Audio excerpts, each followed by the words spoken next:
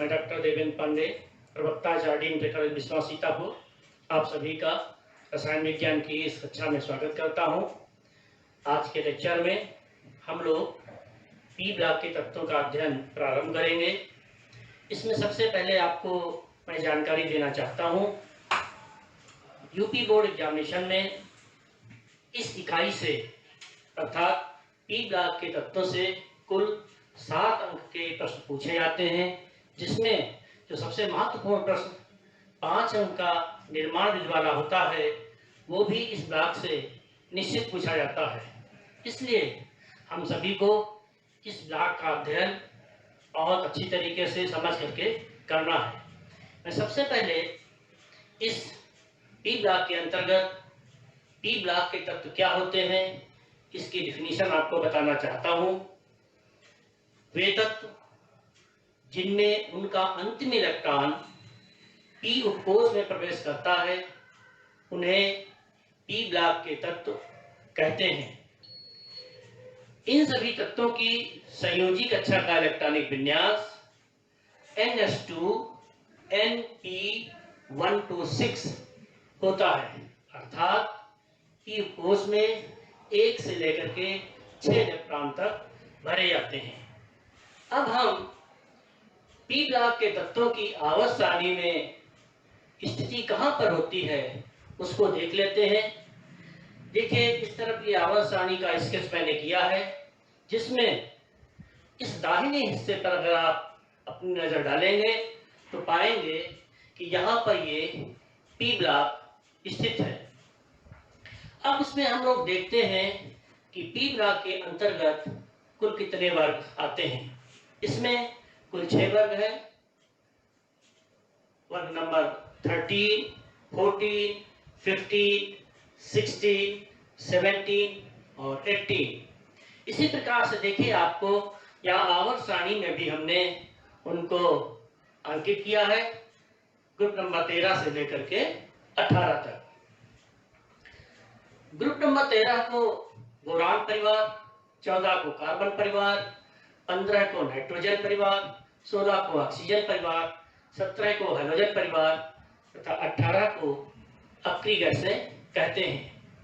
अब इनमें हम अगर इसका इलेक्ट्रॉनिक विन्यास वर्ग में देखेंगे तो 13 नंबर में P1, 14 में P2, 15 में P3, 16 में P4, 17 में P5, 18 में P6 विन्यास होता है।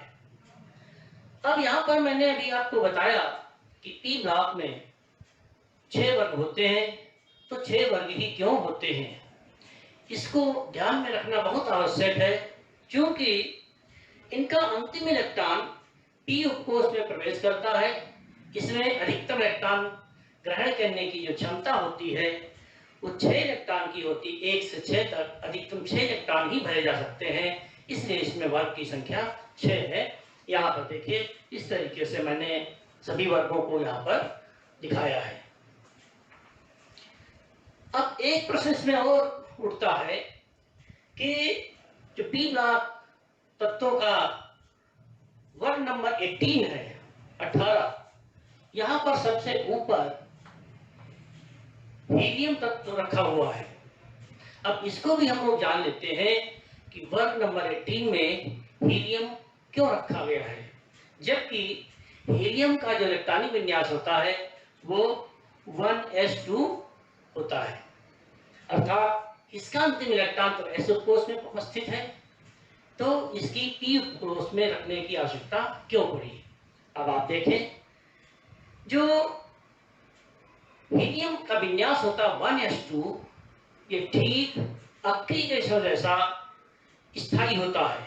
जैसे अक्रिय गैसों का विन्यास NS2 NP6, हम लोग कहते हैं ये विन्यास संतृप्त होता है, सैचुरेटेड होता है, इसीलिए अक्रिय गैसों का विन्यास स्थायी मानते हैं। ठीक अन्य अक्रिय गैसों जैसा हीलियम का इलेक्ट्रॉनिक विन्यास भी स्थायी होता है। अक्रिय गैसें गैसीय अवस्था में, हीलियम भी गैसीय अवस्था में होता है।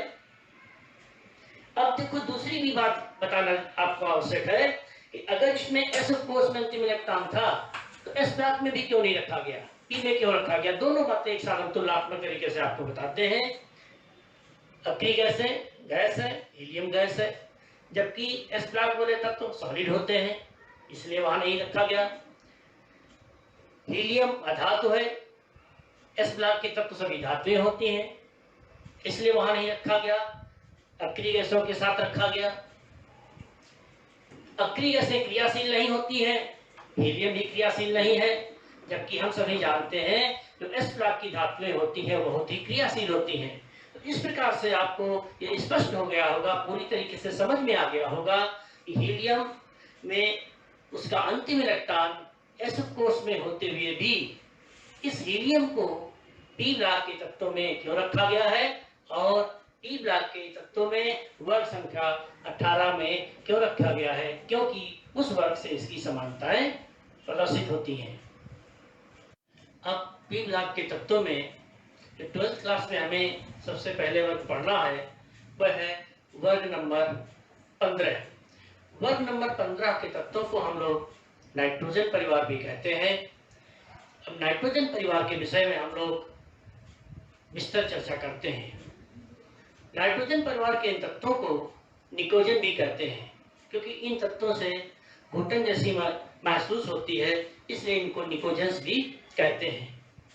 इसमें आप देखें वर्ग नंबर 15 में nitrogen, phosphorus, arsenic, antimony, bismuth, moscovium, इतने तत्व इसमें हमको पढ़ने हैं।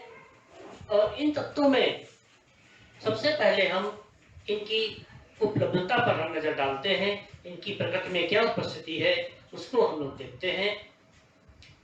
नाइट्रोजन, नाइट्रोजन वायुमंडल में 78% गैसीय अवस्था में उपस्थित होती है।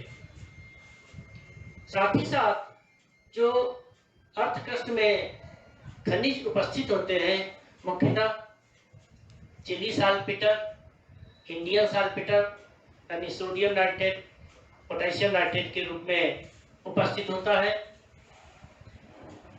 नाइट्रोजन जो जंतु और वनस्पति प्रोटीन होती है उसमें नाइट्रोजन का महत्वपूर्ण कंट्रीब्यूशन होता है, क्योंकि सभी प्रोटीन्स नाइट्रोजनी यौगिक होते हैं, तो वहां भी नाइट्रोजन प्रचुर मात्रा में मुख्यतः उपस्थित होता है।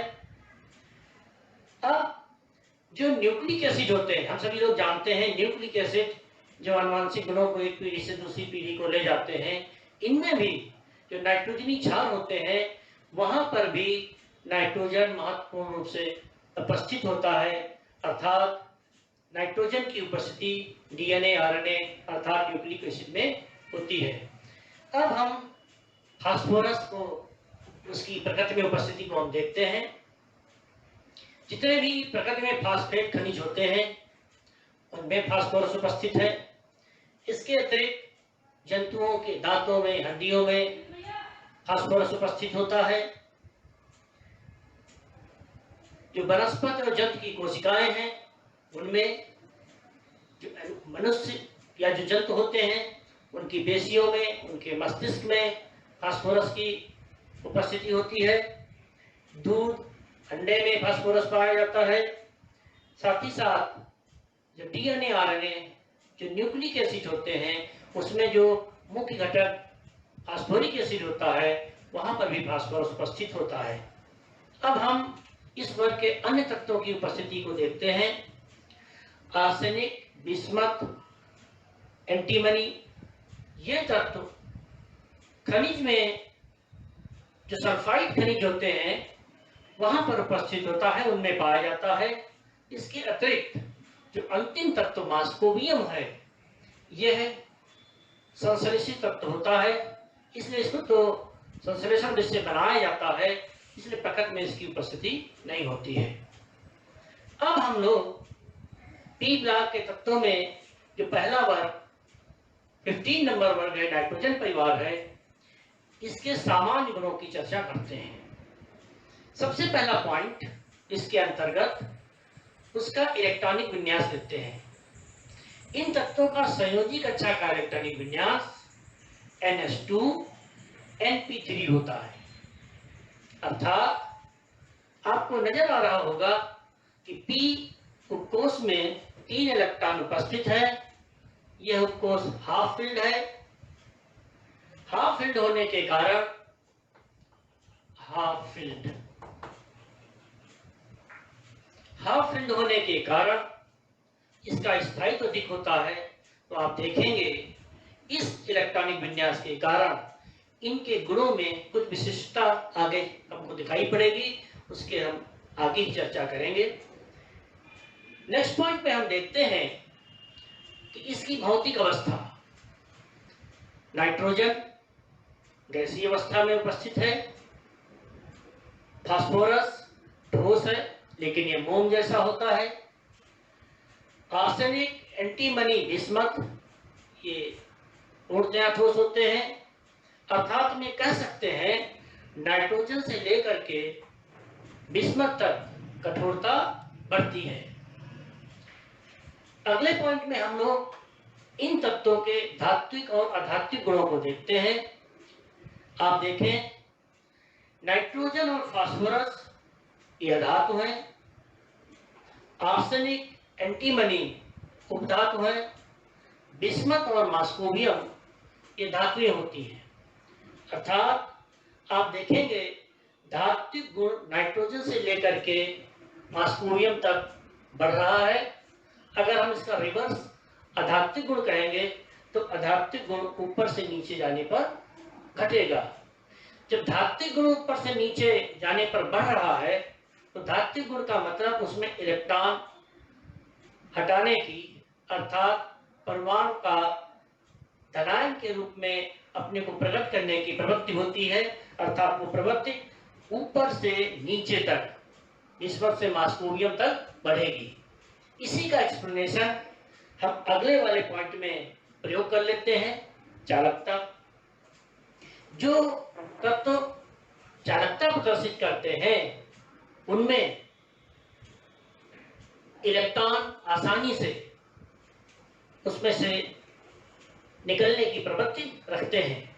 तो देखिए चूंकि धात्विक गुण ऊपर से नीचे बढ़ रहा है इसलिए उसमें इलेक्ट्रॉन रिलीज करने की जो प्रवृत्ति होगी नाइट्रोजन से मास्कोबियम तक बढ़ेगी, बिस्मथ तक बढ़ेगी। इसलिए चालकता भी नाइट्रोजन से बिस्मथ तक बढ़ती है। नेक्स्ट पॉइंट में हम लोग नाइट्रोजन परिवार के तत्वों की परमाणु त्रिज्या और आणविक त्रिज्या पर ध्यान देते हैं। इसमें आप पाएंगे नाइट्रोजन से लेकर के बिस्मथ तक परमाणु त्रिज्या बढ़ती है। इधर आप देखिए दाहिने हिस्से में ये मैंने ऑर्बिट्स का, सेल्स का इसमें हमने प्रेजेंटेशन किया है।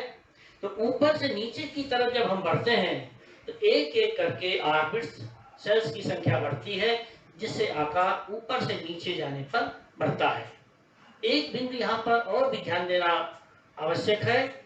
इस बिंदु पर देखेंगे कि प्रारंभ में ऊपर से नीचे जब जाएंगे तो तेजी से उसकी त्रिज्या में वृद्धि होती है, लेकिन जब हम निचले हिस्से में आते हैं तो वृद्धि इतनी तेजी से नहीं होती है। यानी उनकी त्रिज्या में वृद्धि तो होती है लेकिन तुलनात्मक पहले से कम होती है।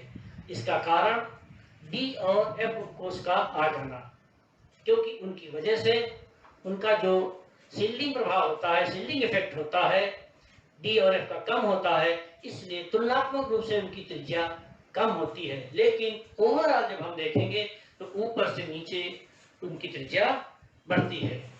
अब इसके अगले हिस्से में हम लोग आयनन विभव का यानी आयनन एंथैल्पी का अध्ययन करेंगे। अब सामान्य गुणों में अगले बिंदु पर हम लोग आते हैं। अगला बिंदु है आयनन एंथैल्पी। ये बहुत ही इंपॉर्टेंट है। आप इसमें देखेंगे कि पी ब्लॉक का वेरिएशन है वो यहाँ नजर आपको आएगा। जो नाइट्रोजन परिवार होता है उसका फर्स्ट आयनन एंथैल्पी उच्च होता है। उच्च होने का कारण क्या है? इसका P3 विन्यास। P3 विन्यास का मतलब ये हाफ फिल्ड है। जो हाफ फील्ड विन्यास होते हैं उनका स्थायित्व अधिक होने के कारण उसमें से इलेक्ट्रॉन को निकालने के लिए अधिक ऊर्जा की आवश्यकता पड़ती है, क्योंकि आयनन विभव में जब हम उसको ऊर्जा देते हैं तब उसका सबसे बाहरी इलेक्ट्रॉन नाभिक के आकर्षण बल से बाहर निकलता है, इसलिए हमको यहाँ अतिरिक्त ऊर्जा देनी पड़ती है। क्योंकि हाफ फील्ड का स्थायित्व होने के कारण यहाँ पर हमें और अधिक ऊर्जा देने की आवश्यकता पड़ेगी, इसीलिए नाइट्रोजन परिवार का प्रथम आयनन विभव अर्थात आयनन एंथैल्पी का मान बहुत ही उच्च होता है। अगर हम वर्ग में ऊपर से नीचे की तरफ उसका वेरिएशन देखेंगे तो आप पाएंगे टॉप टू बॉटम जैसे जैसे त्रिज्या बढ़ती है इसमें आयनन एंथैल्पी का मान ऊपर से नीचे घटेगा, अर्थात ऊपर से नीचे जाने पर आसानी से इलेक्ट्रॉन को निकाला जा सकता है। अगला पॉइंट, इलेक्ट्रॉन लब्ध एंथैल्पी मींस इलेक्ट्रॉन बंद होता। आपने आयनन एंथैल्पी में देखा वहां से एक इलेक्ट्रॉन हटाया जा रहा था। इस प्रॉपर्टी में आप देखेंगे कि परमाणु को एक अतिरिक्त इलेक्ट्रॉन हमें जोड़ना है।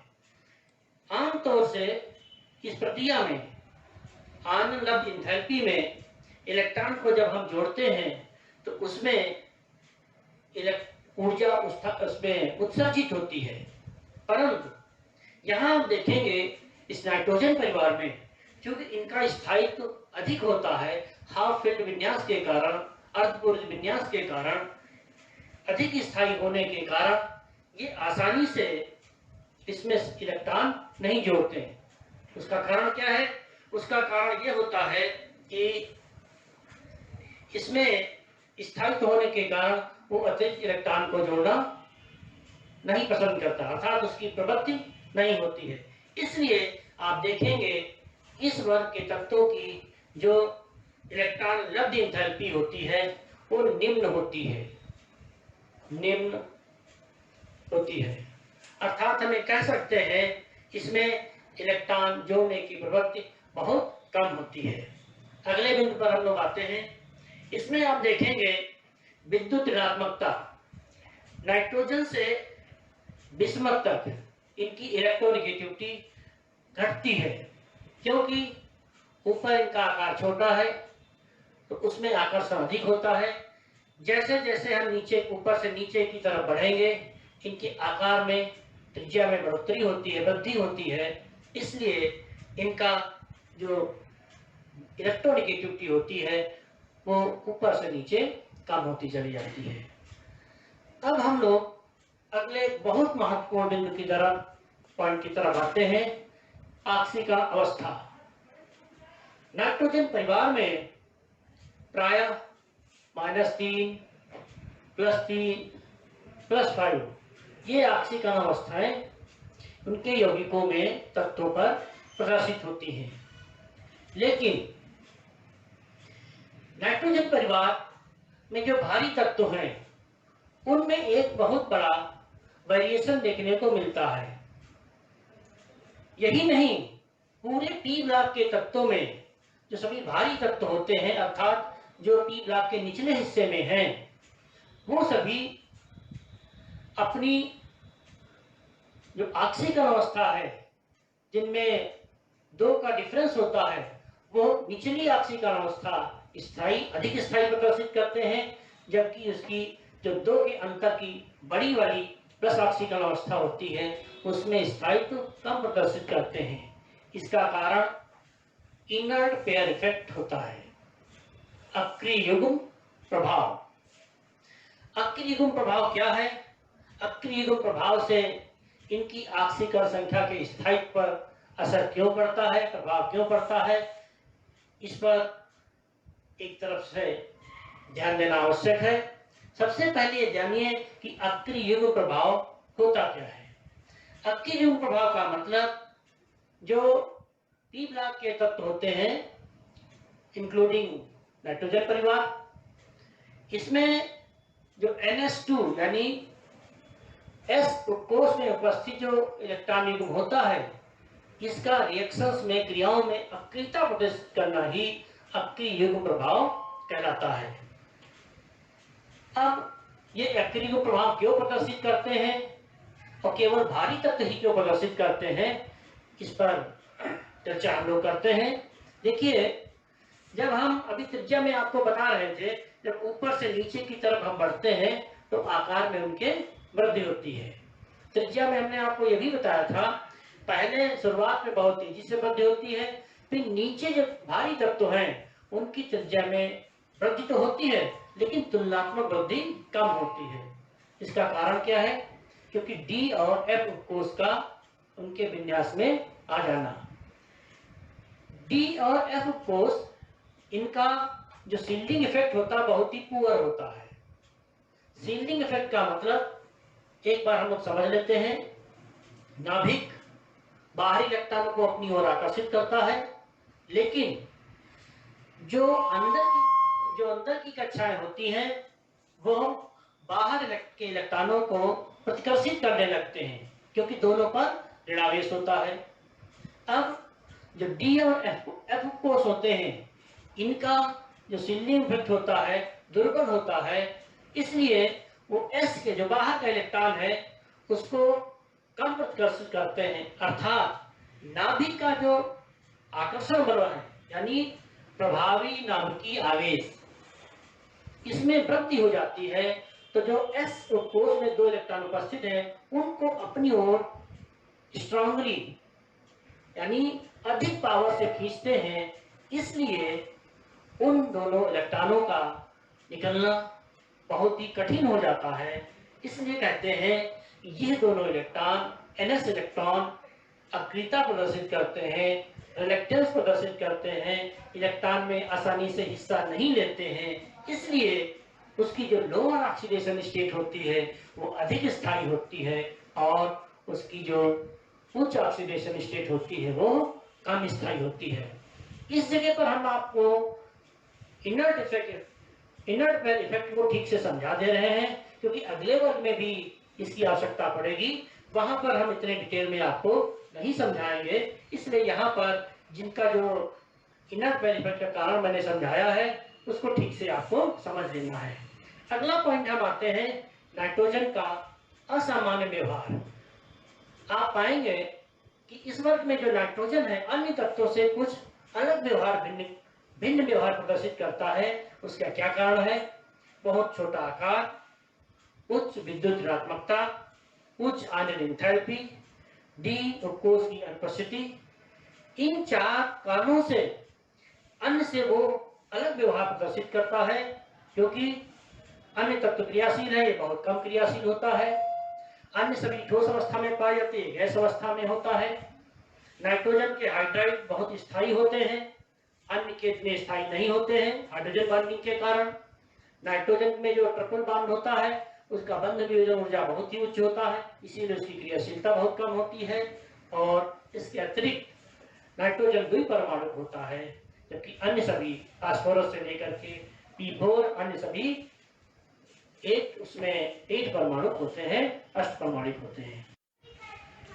नाइट्रोजन फैमिली में अगला हम गुण देखते हैं हाइड्राइड फॉर्मेशन। नाइट्रोजन परिवार के जितने हाइड्राइड होते हैं ट्राई हाइड्राइड के रूप में बनते हैं, इस प्रकार से आप यहाँ देख रहे हैं। इसका जो एक महत्वपूर्ण चीज यहाँ पर हमें समझना है, जो नाइट्रोजन के जो हाइड्राइड होते हैं, नाइट्रोजन फैमिली के हाइड्राइड, ये सभी क्षारीय होते हैं। और जो सबसे महत्वपूर्ण बात है, इनमें अपचायक गुण भी होता है। लेकिन देखें, जो अमोनिया है NH3 नाइट्रोजन का जो हाइड्राइड होता है, ये द्रव अवस्था में पाए जाते हैं, अन्य सभी गैस अवस्था में है। हाइड्रोजन बॉन्डिंग के कारण इसमें द्रव अवस्था पाई जाती है। इनके गलनांक गुणांक भी उच्च होते हैं, जिसमें भी हाइड्रोजन बॉन्डिंग का उपयोग होता है, ये उसका एप्लीकेशन है। ऑक्साइड फॉर्मेशन में आते हैं।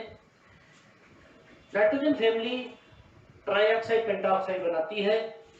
इसमें जो वर्ग के तत्व होते हैं, देखिए जैसे हमने ट्राईऑक्साइड में लिया है, नाइट्रोजन शुरुआत के प्रारंभ के अम्लीन के ऑक्साइड होते हैं। जो आर्सेनिक और एंटीमनी है योग पदार्थ में है, इनका देखिए यहाँ पर उभयधर्मी होता है, और जो बिस्मथ होता है उसका जो ऑक्साइड है वो क्षारीय प्रकृति का होता है। अगला पॉइंट हम देखते हैं हैलाइड फॉर्मेशन। देखिए, जो नाइट्रोजन फैमिली है ये ट्राई हैलाइड, पेंटा हैलाइड दोनों बनाते हैं। और यहाँ पर भी एक महत्वपूर्ण क्वेश्चन एग्जामिनेशन में आता है, अक्सर पूछा जाता है नाइट्रोजन ट्राई हैलाइड बनाता है लेकिन पेंटा हैलाइड नहीं बनाता है। इसका कारण ये होता है नाइट्रोजन में डी ऑर्बिटल उपलब्ध नहीं होते हैं। अभी हमने आपको उसके असामान्य व्यवहार में भी बताया था। इस कारण से ये पेंटा नाइट्रोजन एनपीसीएफ यानी पेंटा हैलाइड नहीं बनाएगा, ट्राई हैलाइड बनाता है। जबकि दूसरी तरफ अन्य जो होते हैं वो सभी ट्राई हैलाइड और पेंटा हैलाइड दोनों बनाते हैं, क्योंकि उनमें सब में डी ऑर्बिटल की उपस्थिति होती है। तो ये क्वेश्चन भी बोर्ड में आता है। धातुओं से क्रिया करके ये लोग जितने भी ये तत्व होते हैं वो -3 ऑक्सीकरण अवस्था प्रदर्शित करते हैं। इसमें 2 एग्जाम्पल्स मैंने लिए हैं, ये बहुत ज़्यादा कोई इंपॉर्टेंस का बिंदु नहीं है। अब अगले भाग में हम आते हैं नाइट्रोजन यानी डाई नाइट्रोजन, इसके निर्माण और उसके कुछ महत्वपूर्ण गुणों पे हम लोग चर्चा कर लेते हैं।